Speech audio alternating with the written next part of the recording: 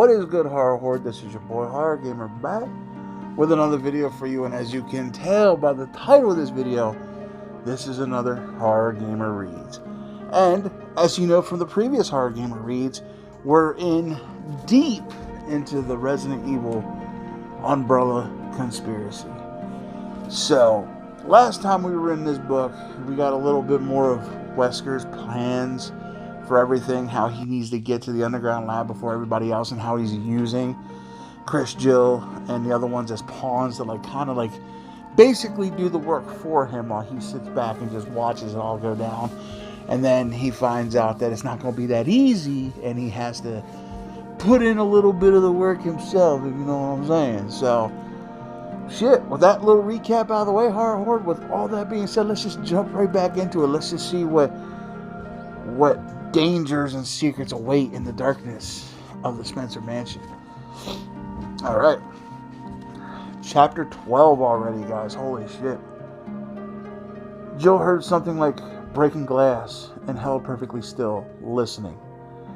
The acoustics of the mansion were strange. The long corridors and unusual floor plan making it hard to tell where sounds were coming from, or if you even heard them at all. She sighed, taking a last look around the quiet, book-lined sitting room at the top of the stairs. She had already checked the 3 other rooms along the gallery railing and found exactly nothing of interest. A sparse bedroom with 2 bunks, an office, and an unfinished den with a locked door and a fireplace inside.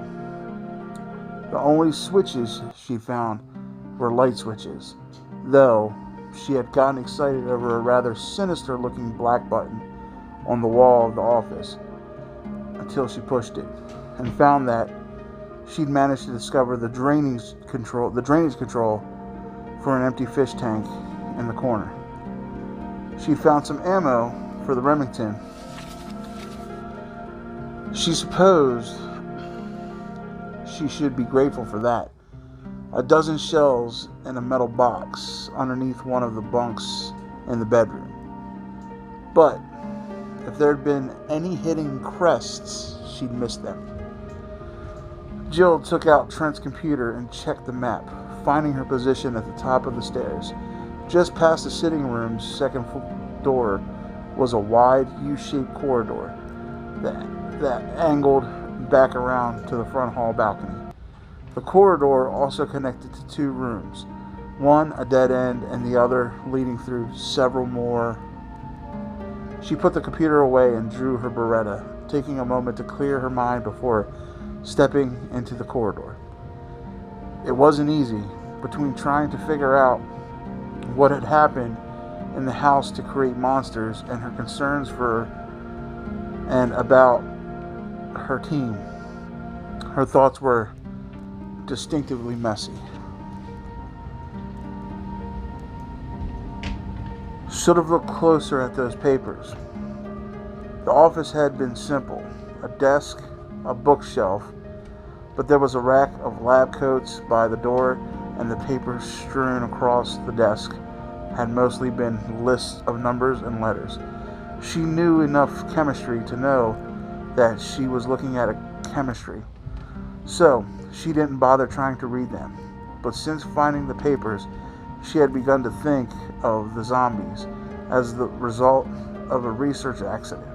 The mansion was too well maintained to have come from private money, and the fact that it had been kept a secret for so long suggested a cover-up. She guessed that there was a couple of months' worth of dust on almost everything, which coincided with the first attacks in Raccoon City. If the people in the house had been conducting some kind of experiment and something had gone wrong, something that transformed them into flesh-eating ghouls, that's a bit far-fetched. But it made more sense than anything else she could come up with, although she'd keep her mind open to other possibilities. As to her concerns about the team, Barry was acting weird, and Chris and Wesker were still missing. No new developments there. and there won't be any if you don't get going. Right. Jill put her musings on hold and stepped out into the hall.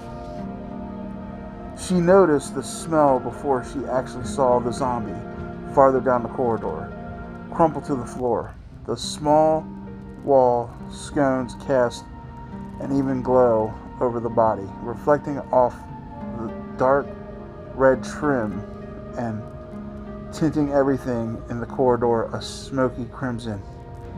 She trained her weapon on the still body and heard a door closing somewhere close by. Barry? He said he was going to be in the mansion's other wing, but maybe he found something and had come looking for her, or maybe she was finally going to meet up with someone else from the team. Smiling at the thought, she hurried down the gloomy hall, eager to see another familiar face. As she neared the corner, a fresh wave of decay washed over her, and the fallen creature at her feet grabbed at her boot, clutching her ankle with surprising strength. Startled, Jill flailed her arms to keep her balance, crying out in disgust as the slobbering zombie inched its rotting face toward her boot. Its peeling skeletal fingers scrappled weakly at the thick leather, seeking a firmer grip, and Jill instinctively brought her boot down on the back of its head, the heavy threads sliding across the skull with a sickening wet sound. A wide piece of flaking scalp tore away, revealing glistering bone. The creature kept crawling at her, oblivious to pain. The second and third kicks hit the back of its neck, and on the fourth, she felt as much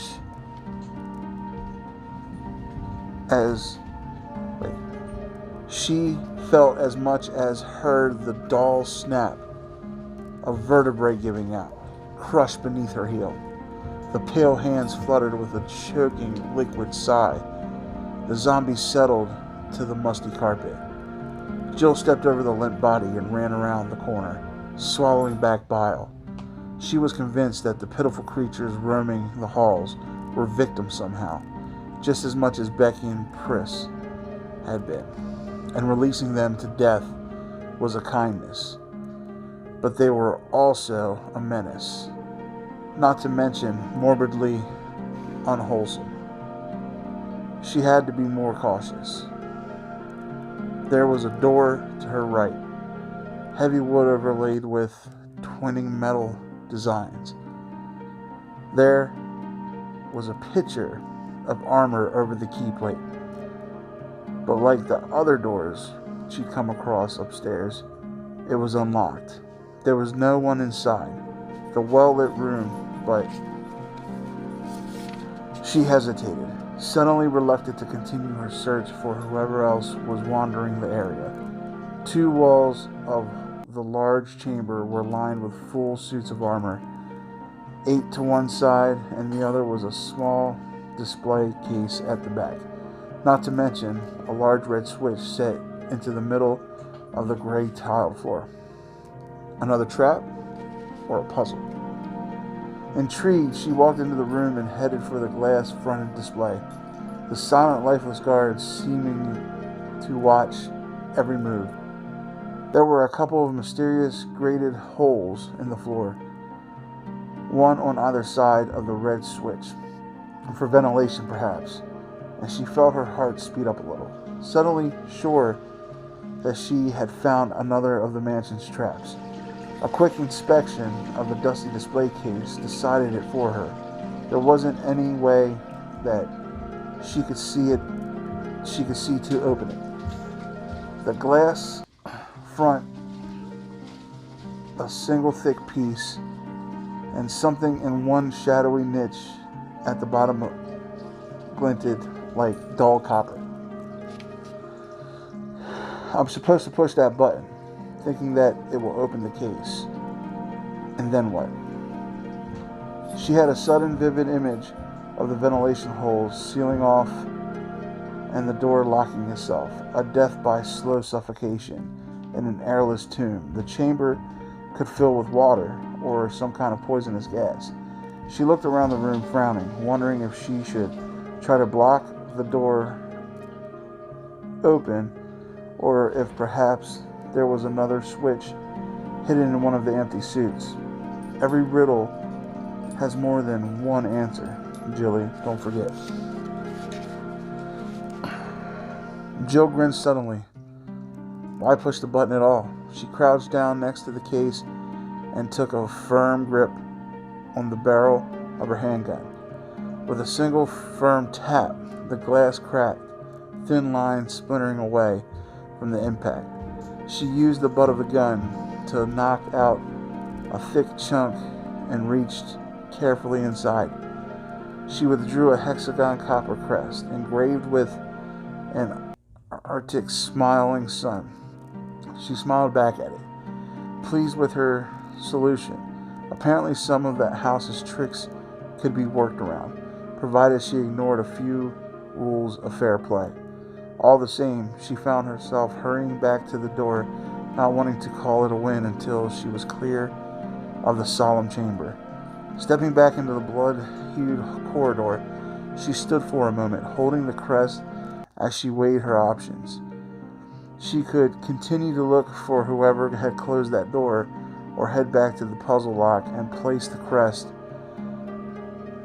As much as she wanted to find her team, Barry had been right about needing to get out of the mansion. If any of the other stars were still alive, they'd surely also be looking for an escape. Her thoughtful gaze fell across the fetid, broken creature that she killed, lingering on the slowly spreading pool of dark fluids surrounding its scabby head, and she realized suddenly that she desperately wanted to leave the house, to escape its tainted air and the pestilent creatures that stalked its cold and dusty halls. She wanted out, and as soon as it was humanly possible. Her decision made, Jill hurried back the way she'd come, gripping the heavy crest tightly. She'd already uncovered two of the pieces that the stars needed to escape the mansion. She didn't know what they'd be escaping to, but anything had to be better than what they would leave behind. Richard? Rebecca immediately dropped to her knees next to the Bravo, feeling his throat for a pulse with one trembling hand. Chris stared mutely down at the torn body, already knowing that she wouldn't find a heartbeat. The gaping wound on Richard Aiken's right shoulder was drying, not fresh blood, no fresh blood seeping through the mutilated tissue. He was dead. He watched Rebecca's slender hand slowly drop away from the Bravo's neck and then reached up to close his gazed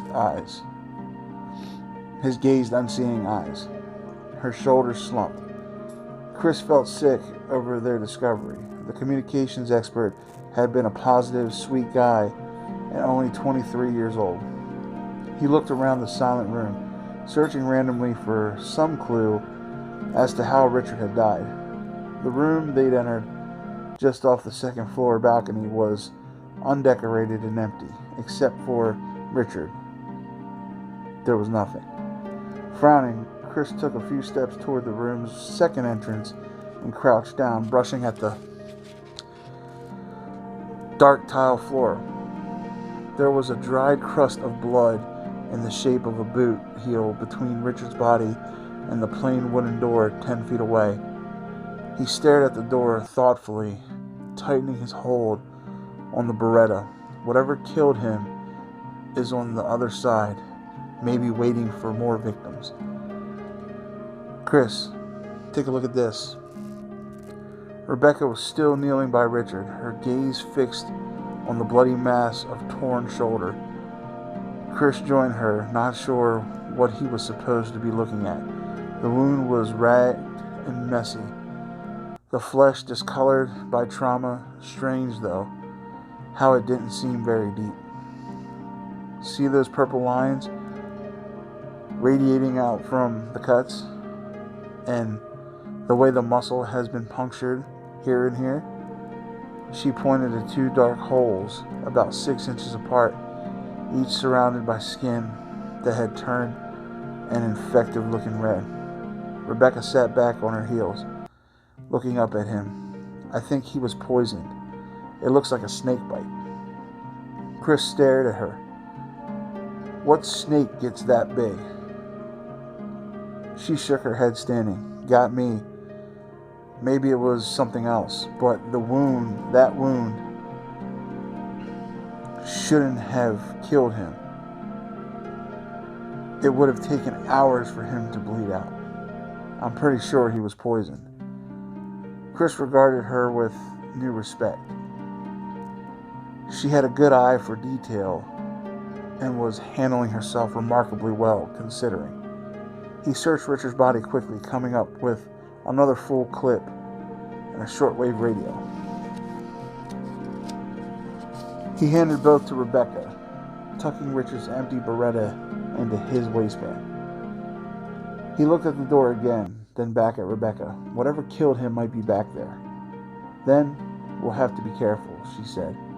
Without another word, she walked to the door and stood there waiting for him. I've got to stop thinking of her as a kid. She's outlived most of the rest of her team already. She doesn't need me to patronize her or tell her to wait behind. He stepped up to the door and nodded at her. She turned the knob and pushed it open, both of them raising their weapons as they edged into the narrow hallway. Straight ahead were a few wood steps leading to a closed door. To their left, an offshoot of the hall, another door at the end. There was blood smeared on the walls bordering the steps, and Chris was suddenly certain that it was Richard's. His killer was behind that door. He motioned down the offshoot, speaking quietly. You take that room. You run into any trouble, come back here and wait. Check back in 5 minutes either way. Rebecca nodded and moved down the narrow hall. Chris waited until she'd gone into the room before climbing the steps, his heart already thudding solidly against his ribs. Oh boy, we're gonna get to somebody. Rebecca nodded. Okay, I'm sorry. The door was locked, but Chris saw that there was a tiny shield etched next to the keyhole. Rebecca was turning out to be more useful than he could have possibly imagined. He took out the key she'd given him and unlocked the wide door, checking his Beretta before moving inside. Oh, here we go. It was a large attic, as plain and unassuming as the rest of the mansion was ornate. Wooden support beams extended from the floor to the sloping ceiling, and other than a few boxes and barrels against the walls, it was empty. Chris walked farther in, his guard up as he scanned for movement. At the other side of the long room was a partial wall, maybe 4 feet by 9, standing several feet from the back of the attic. It reminded him of a horse stall, and it was the only area that wasn't open to view. Chris moved toward it slowly, his boots against the wood floor sending hollow echoes through the cool air. He edged to the wall, training his Beretta over the top as he peered down, heart pounding. No snake, but there was a jagged hole near the floorboards between the 2 walls, a foot high and a couple across, and a strange, acrid odor, musky like the smell of some wild animal. Frowning at the scent, Chris started to back away and stopped, leaning in closer. There was a round piece of metal next to the hole, like a penny the size of a small fist. There was something engraved on it, a crescent shape. Chris walked around the side and into the stall, keeping a wary eye on the hole as he crouched down and picked up the metal piece. It was a 6-sided disc of copper with a moon on it. A nice bit of craftsmanship. Inside the hole, a soft sliding sound. Chris jumped back, targeting the weapon as he moved. He backed up quickly until his shoulders brushed the attic wall, then started to edge away. And a dark cylinder shot out of the opening, lightning fast. It was as big around as a dinner plate, and it hit the wall inches from his right leg, wood crunching from the impact. Oh shit, that's a snake! Chris stumbled away from the giant reptile reared back. Chris stumbled away as the giant reptile reared back, pulling more of its long, dusky body out of the wall. Hissing, it raised up, lifting a head as high as Chris's chest and exposing dripping fangs. Chris ran halfway across the room and spun, firing at the massive diamond-shaped head. The snake let out a strange hissing cry as a shot tore through one side of its gaping mouth, punching a hole through the tightly stretched skin. It dropped back to the floor and whipped itself toward him with a single waving push of its muscular body, at least 20 feet long. Chris fired again, and a chunk of the scaly flesh erupted from the snake's back, dark blood spewing from the wound. With another roaring hiss, the animal reared up in front of him, its head only inches away from Chris's gun, blood gushing from the hole in its mouth. Eyes. Get the eyes.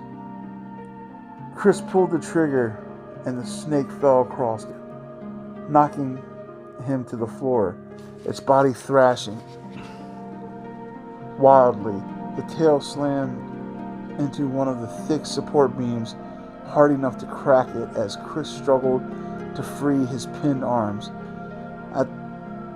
To at least hurt it worse before he died. And the cold, heavy body suddenly went limp, sagging bonelessly to the floor. Chris! Rebecca rushed into the room and stopped cold, staring at the monstrous reptile. What?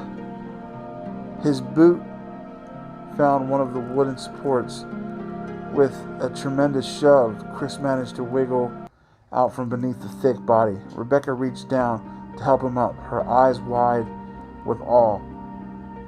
They stared down at the wound that killed the creature, the black liquid hole where its right eye had been, obliterated by a 9mm slug. Are you okay? She asked softly. Chris nodded. A few bruised ribs maybe, but so what? He'd literally been inches from certain death. And all because he'd stopped too. He held up the copper crest, having to pry his clenched fingers from around the thick metal. He'd held onto it throughout the attack without even realizing it. And looking at it now, he had a gut feeling that it was important somehow. Maybe because you were almost snake food for picking it up. Rebecca took it from him, tracing a finger over the engraved moon. You find anything? He asked. Rebecca shook her head. Table, couple of shelves. What's this for anyway? Chris shrugged, looking back down at the bloody hole where the snake's shining eye had been. He shuddered involuntarily, thinking of what would have happened if he'd missed that final shot. Maybe we'll figure it out somewhere along the way, he said quietly. Come on, let's get out of here. Rebecca handed the crest back to him and together they hurried out of the cold attic. As he closed the door behind them, Chris realized suddenly that, although he never cared before, he now absolutely hated snakes. Well, fuck yeah, you hate snakes. Shit, a 20-foot long snake? Shit. Barry walked heavily up the stairs in the main hall, the knot of dread in the pit of his stomach tightening with each step. He'd been through every room he could open in the rest of the wing and had come up empty-handed. The same horrible images played through in his mind over and over as he trudged up the steps. Kathy and Moria and Polly Ann, terrified and suffering at the hands of strangers in their own home. Kathy knew the combination to the gun safe in the basement, but the chances of her making it down the stairs before someone could get in. Barry reached the first landing and took a deep, shaky breath. Kathy wouldn't even think to run for the weapons if she heard someone breaking through one of the windows or doors. Her first priority would be to go get the girls, to make sure that they were okay. If I don't turn up those crests soon, nothing will be okay. He hadn't seen a phone or a radio anywhere in the house. If Wesker couldn't get to the laboratory, how would he be able to contact the people at White Umbrella and call off the killers? Barry reached the door on the upper landing that led into the west wing. His only hope was that either Jill or Wesker had managed to find the 3 missing pieces. He didn't know where Wesker was, although he had no doubts that the rat bastard would turn up soon enough. But Jill would probably still be searching upstairs. They could split up the rooms she hadn't checked and at least rule out the least likely areas. If they couldn't uncover any more of the crests, he'd have to go back through the east wing and start ripping apart furniture. He opened the door that led into the red hallway. Boston thought, and very nearly ran into Chris Redfield and Rebecca Chambers as they stepped out of the doorway on his right. Chris's face lit up with a broad, beaming grin. "Barry!" The younger man stepped forward and embraced him roughly, then backed up, still grinning. "Jesus, it's good to see you. I was starting to think that me and Rebecca were the last ones alive. Where are Jill and Wesker?" Barry pasted a smile on as he fumbled for an acceptable answer. Feeling almost sick with guilt, lying to Jill hadn't been easy, but he'd known Chris for years. "Kathy and the girls, dead. Jill and I came after you, but all the doors in the hall were locked, and when we got back to the lobby, the captain was gone. Since then, we've been looking for you two and trying to find a way out." Barry smiled more naturally. "It's good to see you too, both of you. At least that much is true." "So Wesker just disappeared?" Chris asked. Barry nodded uncomfortably. "Yeah, and we found Ken. One of those ghouls got to him." Chris sighed.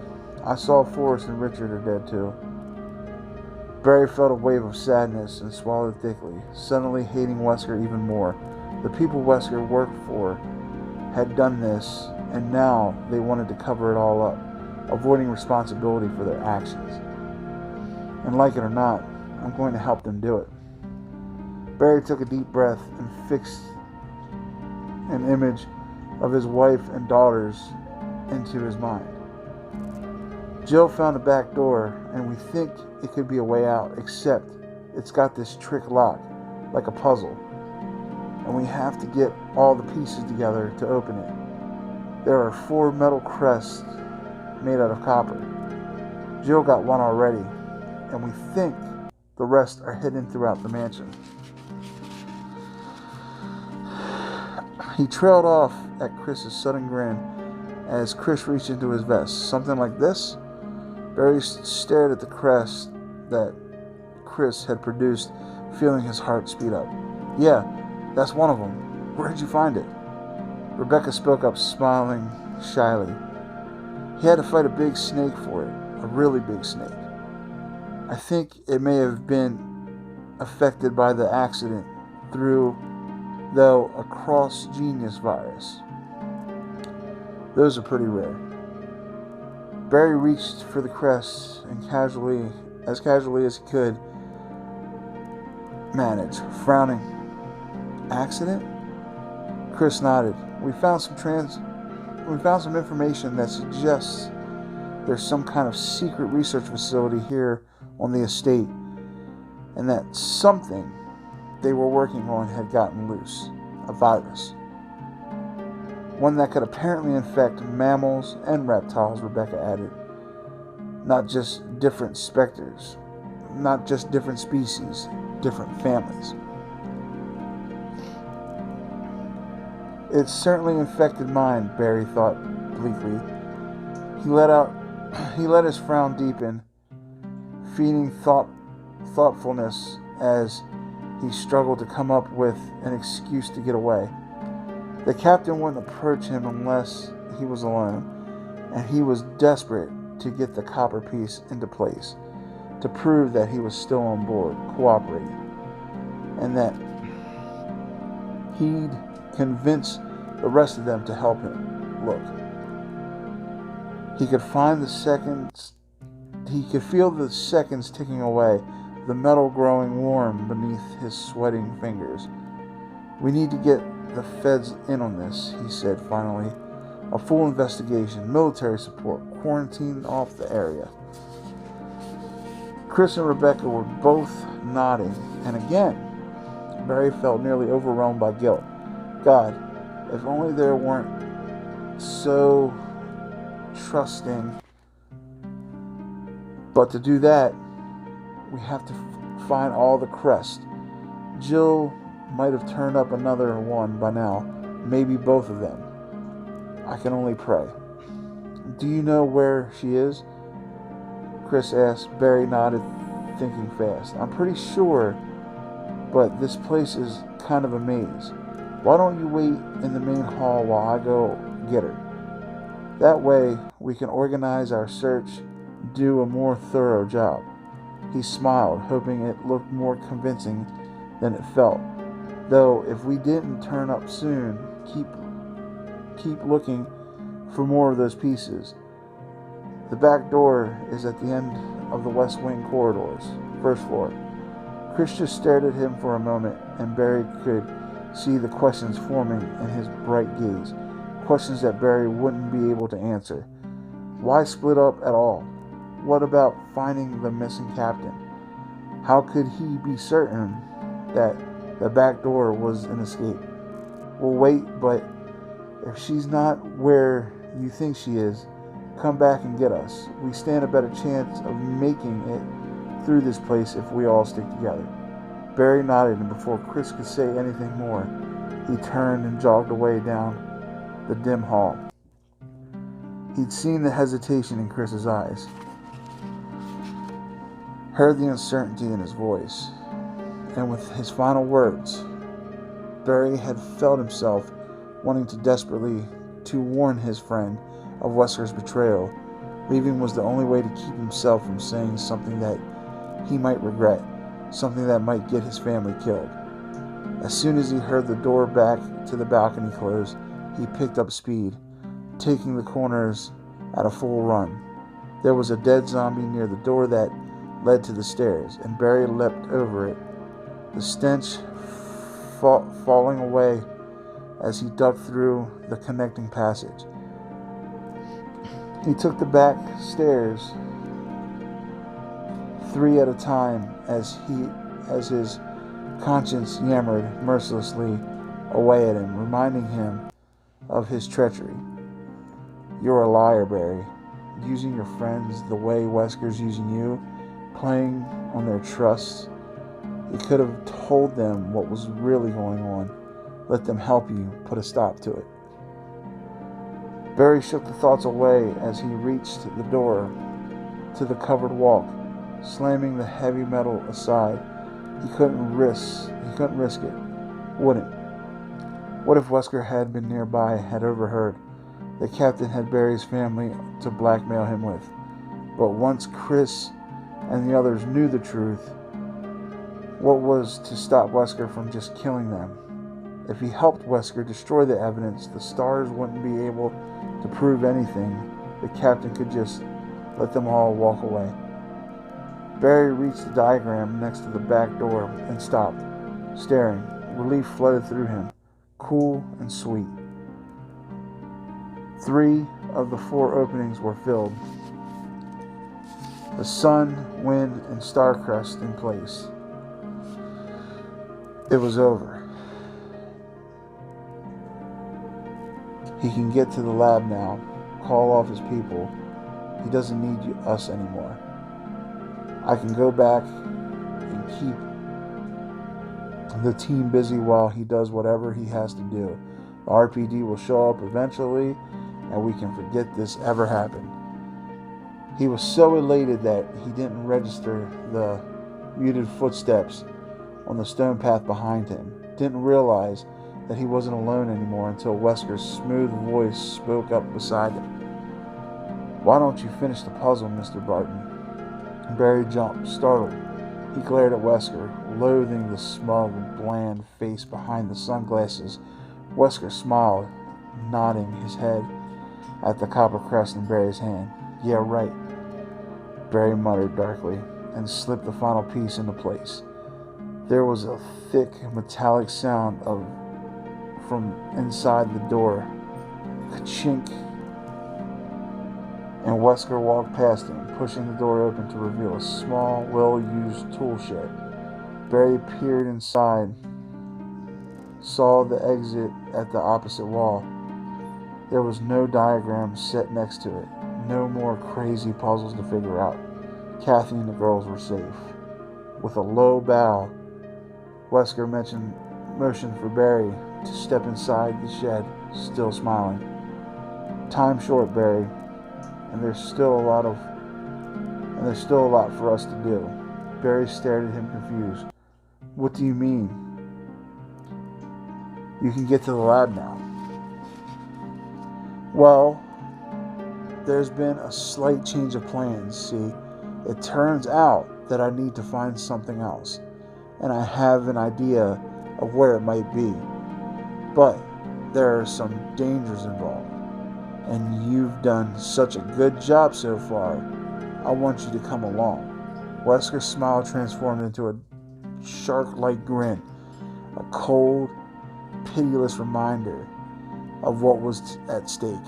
In fact, I'm afraid that I'm going to have to insist on it. After a long, terrible moment, Barry nodded helplessly. Holy shit, Horror Horde. It is starting to get real. So Chris just took out our boy Jan. Now, I feel like the book is a little more anticlimactic than the game was, but still a good read. I'm still enthralled in the story. This was a longer chapter. This was definitely a longer chapter. This was like almost 20 shit. Let me see here. 65 days. Yeah, it was 20 pages. This chapter was 20 pages, but it was a good 20 pages. It wasn't like a 20 pages, you know what I mean? So, yeah, we're starting to get into it now, you know what I mean? We're starting to, we got Jan, we got, we're almost to the lab, so the secrets are coming out more and more every second. So I hope you guys enjoyed this video as much as I enjoyed making it for you. I hope you guys are really enjoying this book, because I did get the whole set. So after this one, we're just going to dive right into another one. And as you can see, guys, we're pretty close to the end here. We're only a couple chapters away, so we're getting to the nitty-gritty of it. So it's going to be real good. So I'm excited to see what the ending of this book holds, if it's anything like the game. And we're going to go from there. So, alright, Horror Horde, with all that being said, I love you guys. Thank you guys. And don't forget, if you haven't done so yet, hit that subscribe button along with that ding-a-ling-ding-ding button. Every time your boy Horror Gamer throws up one of these Horror Gamer reads, that you're in the know. Also, when you're done doing that, run on over to the Horror Gamer Patreon, and see what kind of cool perks you get with being a patron. I just added a new one just recently, starting in February. Next week, we are going to have a monthly giveaway for patrons only. So, and all you have to do is be a patron. That's it. You don't have to answer questions. Well, I haven't figured out how to do it yet, but you just have to be a patron and you're automatically entered. You know, you're automatically entered into it. So, all right, Horror Horde. With all that being said, I love you guys. Thank you guys. And until next time, this is your boy H0rr0rgamer saying, as always, don't fear the darkness. Embrace it.